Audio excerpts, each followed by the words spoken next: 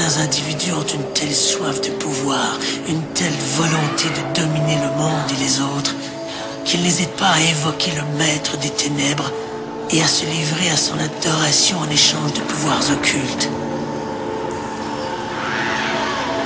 Mais vendre son âme au diable n'est pas quelque chose qui se paie à crédit.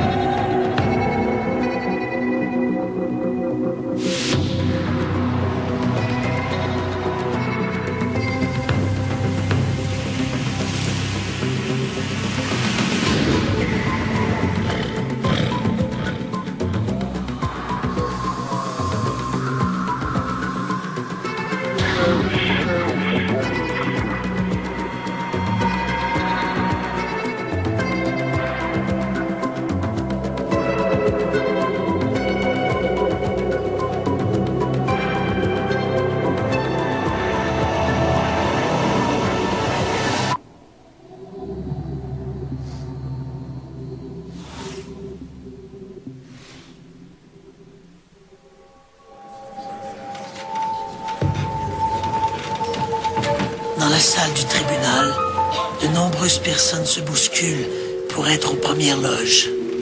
Aujourd'hui, les gens sont venus pour assister au procès de Marie Dindart, une paysanne de 17 ans, suspectée d'être une sorcière. La jeune femme est amenée de force devant la foule. Au signal du magistrat, le garde s'approche de l'accusée. D'un geste brusque, il déchire sa robe. Pudiquement, la jeune femme retient une partie du tissu. Mais son dos jusqu'à la base de ses fesses est exhibé sans gêne aux yeux des curieux.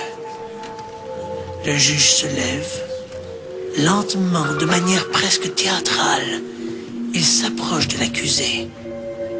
Dans ses yeux brille une étrange lueur perverse. De sa main, il touche doucement la peau de l'accusé, profitant un instant de cette caresse interdite, puis se retourne vers le public. Là, regardez, la marque du diable.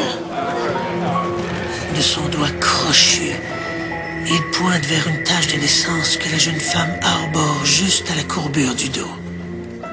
Qui osera encore douter de la présence du malin en ces terres?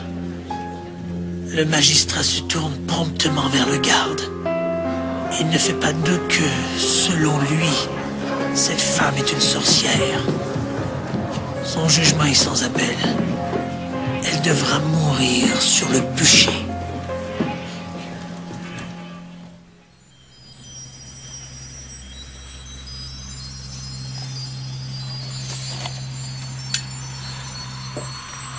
Les hommes ont toujours essayé d'agir sur leur destin.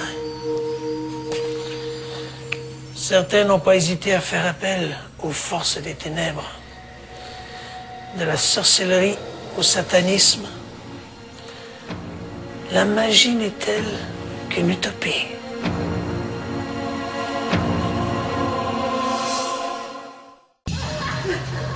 En 1692, plusieurs villageois de Salem commencent à développer des problèmes de comportement pour le moins singuliers. Certains souffrent de convulsions sporadiques et tiennent des propos sans suite, grossiers et même blasphématoires. D'autres affirment être piqués par des aiguilles invisibles. L'affaire a de quoi inquiéter, d'autant plus que la fille du révérend Samuel Parris, l'éminence grise de Salem, est au nombre des victimes. On accuse bientôt le diable d'être le responsable de ces maux. Dans la foulée, on cherche à Salem les agents du malin et, dans les mois qui suivent, au moins 141 personnes seront arrêtées pour pratique de la sorcellerie. En août 1980,